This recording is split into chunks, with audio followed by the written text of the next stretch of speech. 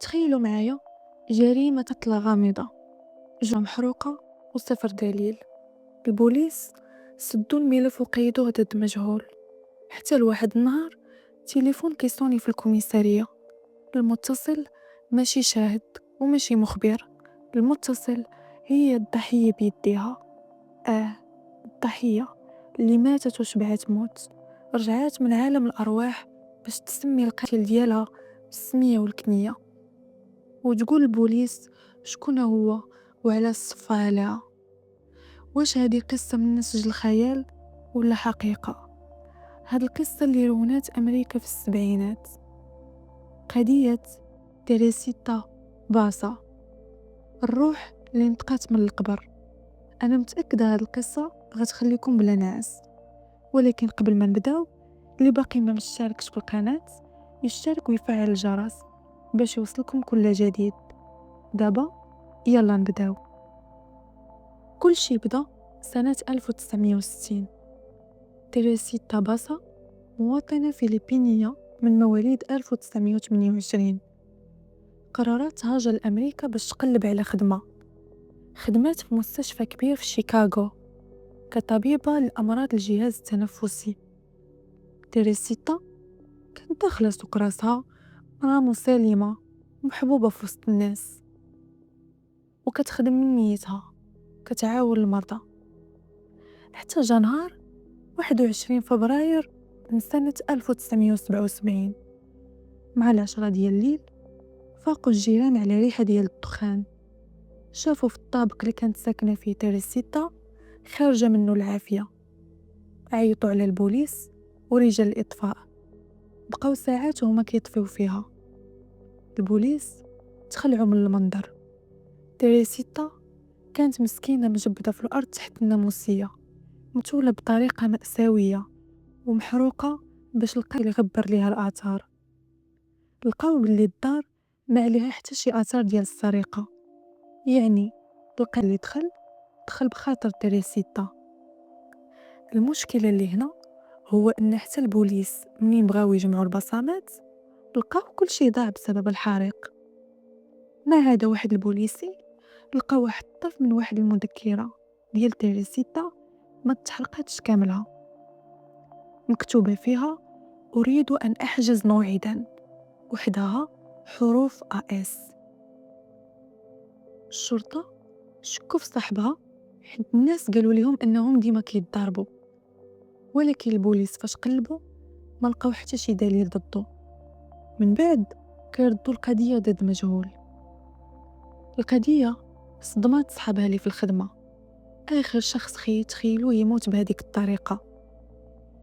من بعد شهور واحد السيدة صاحبة تيريسيتا كانت كتخدم معاها في السبيطار، سميتها ريمي تشوا، حتى هي فلبينية. بداو كيطراو ليها شي حوايج اللي غريبة، بداو كيدخلوها نوبات بحال التلبس.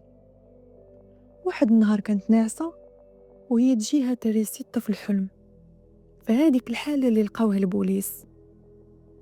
كتطلب فيها، قالت ليها راه آلان تشويري هو اللي قلني، سيري قوليها للبوليس. ريمي ناضت مخلوعة من الحلمة، مشات عند راجلها قالتها ليه، قال ليها ما يمكنش هادشي اللي كتقولي، راه غير كتحلمي ولا العيا ديال الخدمة، راه ما غيتيقنا حتى شي واحد وما خصنا مشاكل، خصوصا الا شكوا فينا. راجلها ما تيقش هادشي، جا غريب. واحد النهار كيكون راجلها كيتفرج في التلفازة وكيسمع مراتو كتهضر في بيت النعاس. كيمشي باش يشوف اشنو واقع، كيلقى مراتو ناعسة وكتتمتم بواحد اللغة اللي ما مفهوماش. فاش قرب ليها سمعها كتهضر بالفلبينية. للإشارة حتى راجل ريمي فلبيني الجنسية. كيسمع مراتو اللي الصوت ديالها تبدل، ما بقاش صوتها، وكتقول ليه وهي معصبة، علاش ما مشيتوش عند البوليس تقولوا ليهم شكون قلني؟ كيقول ليها شكون نتيا؟ كتجاوبو انا تيريسيتا صاحبة مراتك. جاوبها قال ليها راه البوليس ما غيتيقوناش، خاصنا شي دليل، راه هادشي اللي كتقولي ما يمكنش. قالت ليه انا غادي نعطيكم الدليل. الان سرق ليا المجوهرات ديالي وعطاهم لصاحبته، ومراتو هي تسكت. نص ساعه هو كيحاول يفيق فيها، فاش فاقت كيعاود ليها اشنو وقع، كيلقاها ما عاقله على والو. كيقرر يقول ليها نمشيو عند البوليس ونعاودوا لهم اشنو واقع. فاش مشاو لمركز الشرطه تلقى لهم واحد المحقق سميتو جوزيف ستاشولا.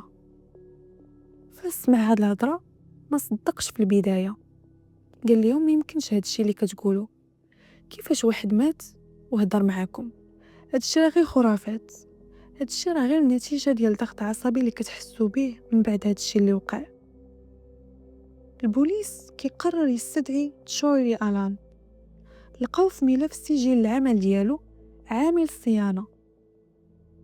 قالوا ليه واش هذاك النهار مشيتي عند تريسيتا للدار؟